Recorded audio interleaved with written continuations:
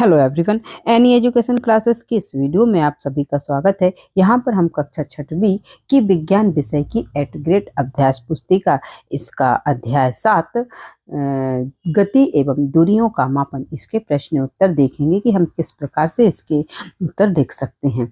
तो video start करने से पहले आप चैनल को सब्सक्राइब कर लें ताकि आने वाले वीडियो का नोटिफिकेशन आपको मिल सके, और वीडियो को लाइक भी अवश्य कर दें। चलिए तो हम देखते हैं अध्याय 7 गति एवं दूरियों का मापन। तो प्रश्न स्टार्ट होने से पहले आपके लिए ये एक एक्टिविटी दी गई है, जिसे आप पढ़ करके इस एक्टिविटी को कंप्लीट कर लें। आपको ये करना है। चलिए इसके बाद हम देखेंगे बहुविकल्पीय प्रश्नों की शुरुआत होती है, जिसमें पहला प्रश्न है कि सही विकल्प चुनकर लिखिए। और इस सही विकल्प में पहला ही हमारा बहुविकल्पीय प्रश्न है कि दिल्ली व भोपाल के बीच की दूरी को प्रमुख रूप से किस मात्रक में व्यक्त किया जाता है। तो इतनी लंबी दूरी को हम व्यक्त करते हैं किलोमीटर में, इसलिए हमारा विकल्प नंबर डी किलोमीटर सही उत्तर है। चलिए प्रश्न इसका दूसरा विकल्प है, जिसमें पूछा गया है कि 1 सेंटीमीटर के 10 बराबर भागों में से एक भाग को क्या कहते हैं। तो 10 सेंटीमीटर के तो 1 सेंटीमीटर के यदि हम 10 बराबर भाग हम स्केल में भी देखते हैं, उसके एक लाइन को या एक उसके 10वें भाग को कहा जाता है मिलीमीटर। तो हमारा विकल्प नंबर सी सही उत्तर है, मिलीमीटर। नंबर 3 वर्तुल गति का उदाहरण है। तो वर्तुल गति का उदाहरण इनमें से है बिजली के पंखे की पंखुड़ियों की गति, जो कि एक चारों ओर घूमती हैं। तो ये एक प्रकार की वर्तुल गति है, इसलिए विकल्प नंबर सी हमारा सही उत्तर है। चलिए अब हम देखेंगे अगला प्रश्न, जिसमें पूछा गया है नंबर 4 में कि फर्श पर लुढ़कती किसी गेंद में कौन सी गति पाई जाती है। तो फर्श पर लुढ़कती यदि कोई गति है तो उसमें सरल रेखीय गति पाई जाती है, और सरल रेखीय गति के साथ साथ इसमें घूर्णन गति भी पाई जाती है, क्योंकि एक तो सरल रेखीय गति के रूप में बॉल आगे बढ़ती है, लेकिन खुद उसमें भी एक ऐसी गति होती है जो कि एक अक्ष के परितः होती है, तो उसको घूर्णन गति हम कहते हैं। तो इस प्रकार से इसमें जो लुढ़कती हुई गेंद है उसमें दोनों गतियां होती हैं, सरल रेखीय गति और घूर्णन गति। यहाँ पर सरल रेखीय गति वा लिखा, यहाँ पर ना मिसप्रिंट है, यहाँ पर लिखेंगे वा, सरल रेखीय गति वा घूर्णन गति। ठीक है, इसको आप समझ सकते हैं, सरल रेखीय गति व घूर्णन गति। चलिए अगला प्रश्न है कि ऐसी गति जो निश्चित समय अंतराल के पश्चात अपनी गति को दोहराती है वह कहलाती है।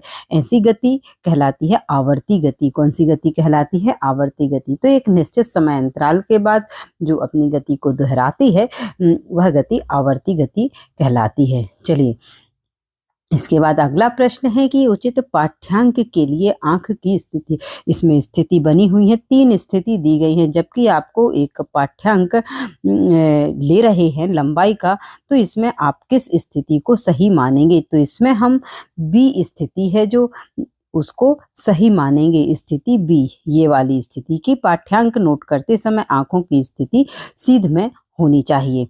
चलिए या अब हमारे लिए यहाँ पर रिक्त स्थानों की पूर्ति करना है, जिसमें पहला है रिक्त स्थान कि SI मात्रकों में लंबाई का मानक मात्रक खाली स्थान है। तो SI मात्रकों में लंबाई का जो मानक मात्रक है वह मीटर है। कैरम बोर्ड पर गोटियों का एक स्थान से दूसरे स्थान पर जाना सरल रेखीय गति का उदाहरण है। तो इस प्रकार से आप इन रिक्त स्थानों की पूर्ति कर सकते हैं। नंबर 3 में 500 सेंटीमीटर में खालिस्तान मीटर होंगे, तो 500 सेंटीमीटर में 5 मीटर होंगे। अगला है स्कूल की घंटी का बजना खालिस्तान का उदाहरण है। तो स्कूल की घंटी का बजना आवर्ती गति का उदाहरण है। नंबर 5 सिलाई मशीन के पहिए की गति खालिस्तान गति होती है। तो सिलाई मशीन के पहिए की जो गति है वह एक वर्तुल गति होती है। चलिए अति लघुत्तरीय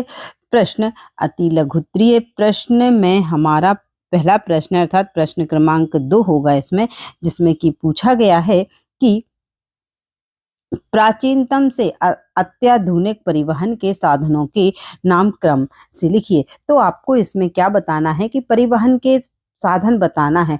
पहले प्राचीनतम साधन लिखना है, उसी क्रम में आगे अत्याधुनिक साधन लिखते जाना है। तो हम सबसे पहले देखिए, हमें यदि परिवहन करना होता था तो सबसे प्राचीनतम हम पैदल ही चलते थे। फिर इसके बाद पशुओं का उपयोग होने लगा, नाव, बैलगाड़ी, फिर साइकिल, मोटर, कार, ट्रक, बस, रेलगाड़ी, वायुयान।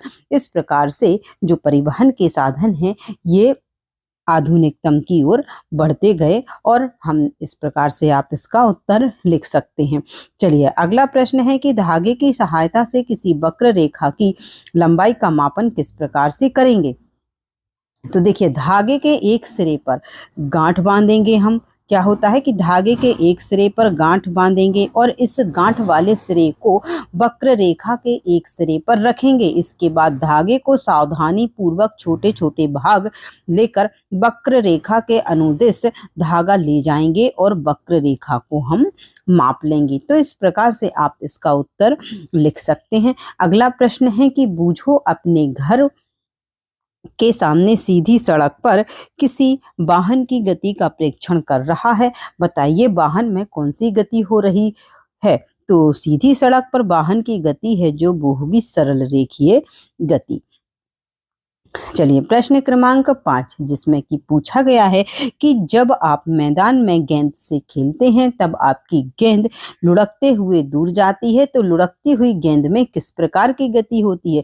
तो जब गेंद लुढ़कती है तो लुढ़कती हुई गेंद में सरल रेखीय गति होती है, और सरल रेखीय गति के साथ साथ इसमें घूर्णन गति भी होती है। तो लुढ़कती हुई गेंद में एक साथ दो गतियां होती हैं, सरल रेखीय गति और घूर्णन गति। तो इस प्रकार से आप इस प्रश्न का उत्तर लिखेंगे। प्रश्न क्रमांक 6, जिसमें पूछा गया है कि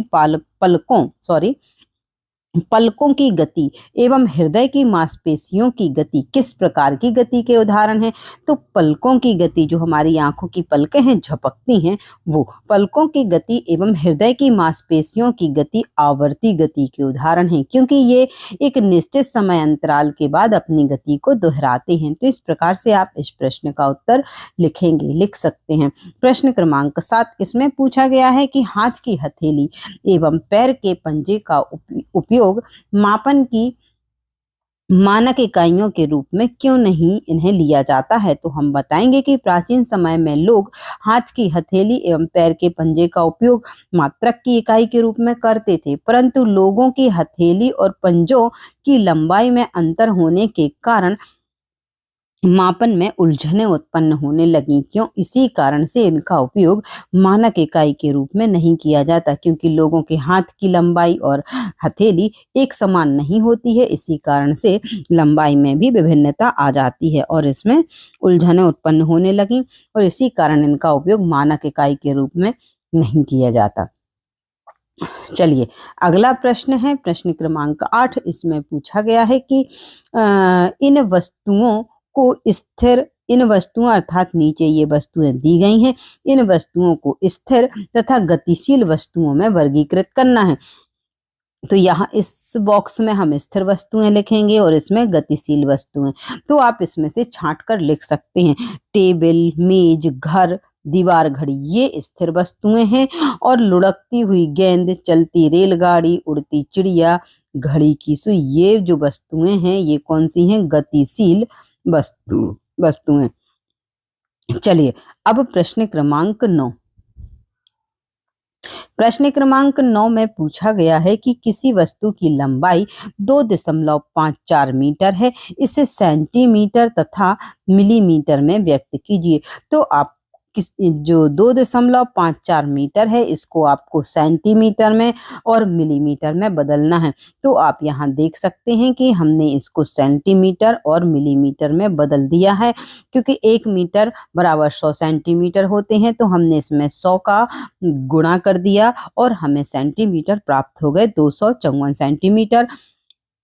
और अब हमें यदि मिलीमीटर में बदलना है तो 1 मीटर में हो जाएंगे 1000 मिलीमीटर, और हम 1000 का गुणा 2.54 मीटर में जब करेंगे तो हमें जो संख्या मिलेगी वह मिलीमीटर में होगी, तो 2540 मिलीमीटर। तो इस प्रकार से आप इसको हल कर सकते हैं और इसका उत्तर लिख सकते हैं। प्रश्न क्रमांक 10, घड़ी की सुई और स्कूटर की गति के बीच क्या समानताएं हैं और अंतर हैं, लिखिए। तो यदि हम घड़ी की सुई और स्कूटर की गति के बीच समानताओं की बात करेंगे तो इनमें समानताएं हैं कि घड़ी की सुइयां और स्कूटर के पहिए दोनों में एक गति एक अक्ष के चारों ओर होती है, ठीक है, अर्थात घूर्णन गति होती है। और यदि हम असमानताओं की बात करें तो इनमें घड़ी की सुइयां एक वृत्ताकार मार्ग पर गति करती हैं, जबकि स्कूटर सीधी सड़क पर गति करता है। चलिए प्रश्न क्रमांक 11, इसमें पूछा गया है कि किसी वस्तु की चौड़ाई एवं लंबाई मापते समय हमें कौन सी सावधानियां बरतने की आवश्यकता होती है। तो यदि हमें किसी वस्तु की लंबाई एवं चौड़ाई मापना है तो हमें इसके लिए निम्न सावधानियां रखनी होंगी। नंबर 1, पैमाने को वस्तु के संपर्क में इसकी लंबाई के अनुदिश रखना चाहिए। नंबर 2, इस बात का ध्यान रखना चाहिए कि पैमाने के सिरे टूटे ना हो। नंबर 3, माप लेते समय आंख की स्थिति पैमाने की सीध में होना चाहिए। तो इस प्रकार से हमें ये सावधानियां रखनी होंगी। प्रश्न क्रमांक 12, इसमें पूछा गया है कि बूझो की स्केल शून्य सिरे पर टूटी हुई है, इसलिए उसने अपनी किताब की लंबाई 3.5 सेंटीमीटर से शुरू करके मापी। तब उसे किताब की लंबाई 14 सेंटीमीटर प्राप्त हुई। तो बताइए किताब की वास्तविक लंबाई क्या होगी। तो देखिए स्केल टूटा हुआ था और स्केल के जो 3.5 सेंटीमीटर से जब उसने शुरुआत की मापने की, तो हमें उसमें से जो उसको लंबाई प्राप्त हुई उसमें से 3.5 सेंटीमीटर माइनस करना होगा। तो 14 सेंटीमीटर में से हम 3.5 सेंटीमीटर माइनस कर देंगे, घटा देंगे, तो हमें जो लंबाई मिलेगी वह मिलेगी 10.5 सेंटीमीटर। तो वास्तविक लंबाई कितनी हो जाएगी, 10.5 सेंटीमीटर। अगला प्रश्न है कि प्रश्न क्रमांक 13 की आवर्ती गति क्या होती है, कोई 3 उदाहरण दीजिए एवं चित्र भी बनाइए। तो जब कोई वस्तु एक निश्चित समय अंतराल के बाद अपनी गति को दोहराती है तो उसे कहा जाता है आवर्ती गति। उदाहरण में आप दे सकते हैं घड़ी की सुइयों की गति, सितार की डोरियों की गति, तबला बजाते समय उसकी झिल्ली की गति।